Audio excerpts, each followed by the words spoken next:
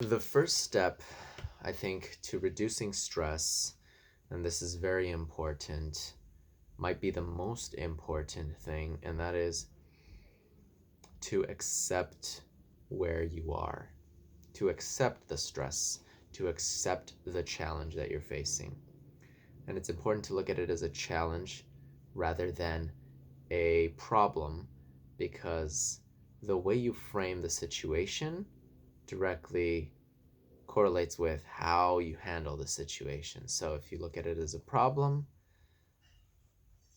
you could be looking at it in an antagonistic way, as if something you have to kind of defeat. But with stress, you defeating it is a problem because it's created when you are trying to fight against something. Whether or not it's a situation that is really dangerous to you or not,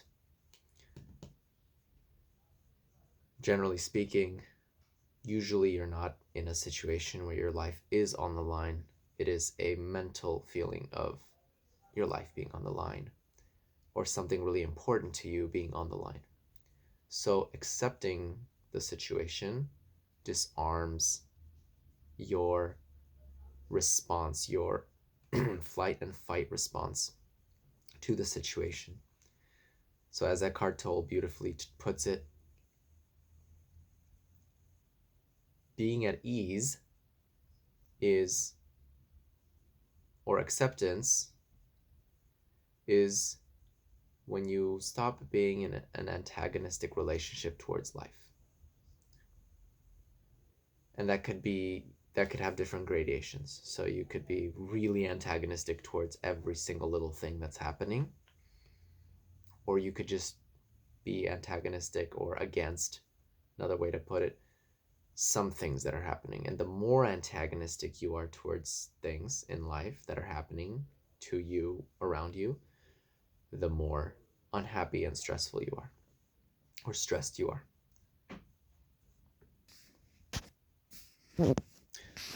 Second is slowing down. So slowing down is vital because if you look around you, you will see that generally everything in nature happens slowly. Things take their time. But we live in a culture that has kind of a built-in idea that moving faster is more efficient, and that if you move slowly, you will be left behind, that you're not as intelligent, that being slow is somehow stupid. But this is very problematic because although moving fast is important in certain situations, if you're moving fast without calmness, if you're kind of frantically moving fast, you tend to burn out quickly, right? You can't sprint for too long, but you can jog. If you train enough, you can jog for a really, really long time. So this is why slowing down is important, especially if you're in a heightened, stressed out state. Something is creating a stress response within you where your cortisone is being pushed out into your system and you feel panicky or anxious and just in dis-ease, then slowing down is really important because it helps you just find a balance. It helps you, so you can do this in multiple ways. You can do it with your actions, you can do it with your breath. Ideally, it's best to do it when in multiple dimensions, so you could do it When you breathe nice and slow and deep.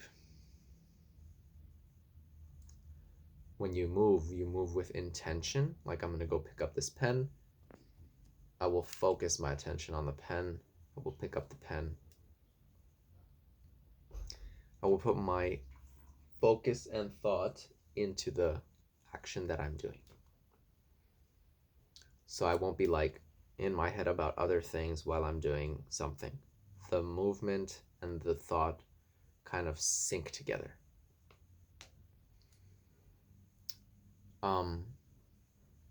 Next is to live in the moment. And this kind of aligns with slowing down, because to be in the moment kind of requires you to slow down, at least initially. It allows you to take more in. So to be in the moment, you can find some meditative practices to be in the moment. You can create a double arrow situation when you're actually like doing something. Part of you can also be focused on your internal feeling, where you are within yourself. So that can be very helpful. If you're eating, you don't multitask and like look at your phone and text message. This can be challenging if you're not used to it, but I highly recommend doing this, because, or going to the bathroom, or just any type of activity that is a natural activity, it requires, any mundane activity that could be considered boring by today's, standards, where, a typical mind might think, well, why should I focus on, going to the bathroom? Why does it need focus? I just happens automatically. Why can't I text while I'm going to the bathroom or while I'm eating? What's so important about paying attention to the food? And what's important is that as you split your attention into more and more different things, you become split. To bring your attention, and as you split your attention and become more split and fragmented, it separates you from oneness, from feeling kind of complete and at ease. It kind of like throws you into multiple directions. So it can be, stressful, even without realizing it. Or it can kind of add up over time. But if you focus and put your attention on the mundane thing that is a simple act, and put more attention and kind of, as they say, consciousness into that act, even though it is perceived as a boring act, it becomes a more enjoyable act. So now you're not relying on an outside circumstance to stimulate and give you a positive feedback, right? Like your telephone or like a cigarette. You are teaching yourself, you're retraining, rewiring your brain to be happy, to be fulfilled with what naturally is happening in that moment, and that is just going to the bathroom. Can be fulfilling on its own without needing another thing on top of it that stimulates a dopamine response. I hope that makes sense. Number 4 is breathing deeply. So I talked about that with slowing down your breath, but breathing deeply activates the parasympathetic system. When you are calm, you naturally breathe deeply. Your breath is directly connected to the state that you feel. So if you breathe deeply,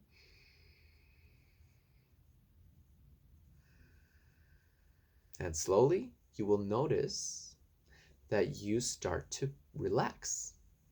And this won't happen instantly especially if you're at a heightened state of alertness and stress, but it will slowly happen.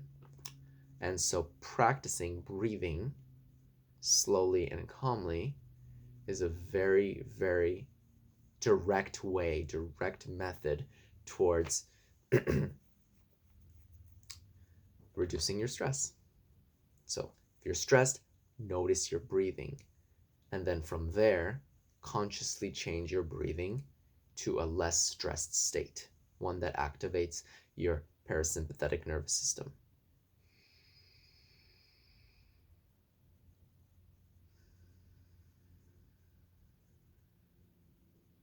Can be quite enjoyable, actually. It really can. Lastly, love something. This brings a smile to my face because love is one of my top kind of driving forces. It is my number one driving force. I think that love is something beyond this world. And it's not beyond this world, and yet it feels as though it is like on another plane. It's very euphoric. It's something every human being strives for from the moment we're born. And so love, if you can connect with something that you view as in a loving way, it automatically brings a sense of beauty and calmness into you.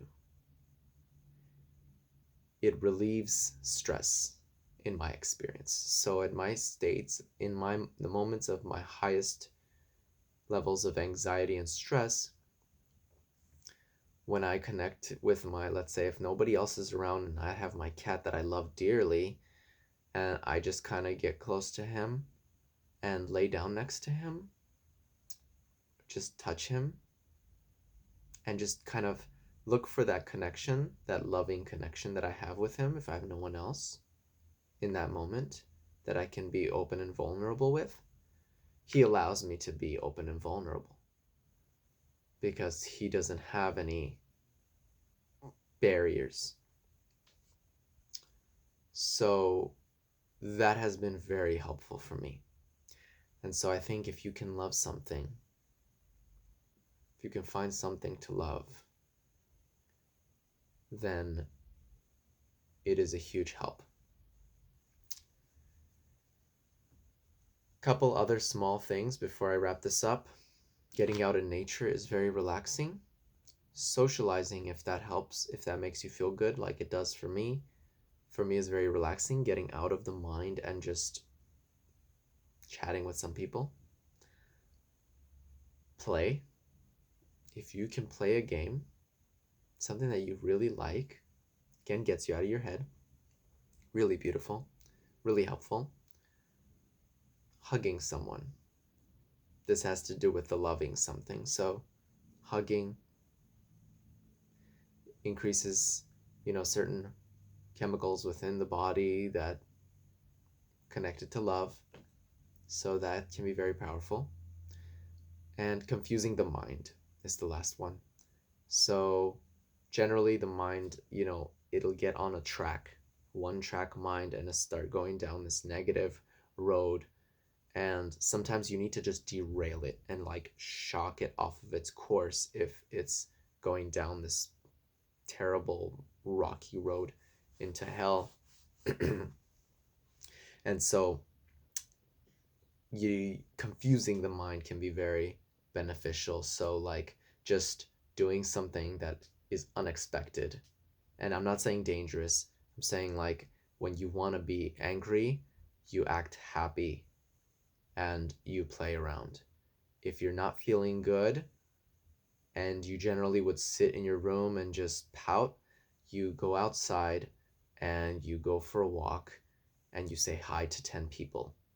So this kind of thing where you throw off your natural course of what you do. Now this can be very challenging, but again, confusion doing something new creates the possibility for a new emotion. If you're following the same track, you're not allowing room, you're not creating a new, pathway in your brain for a new feeling to arise. You're sticking with the same old pattern. And if you've been unhappy in that pattern, you're going to stay unhappy in that pattern.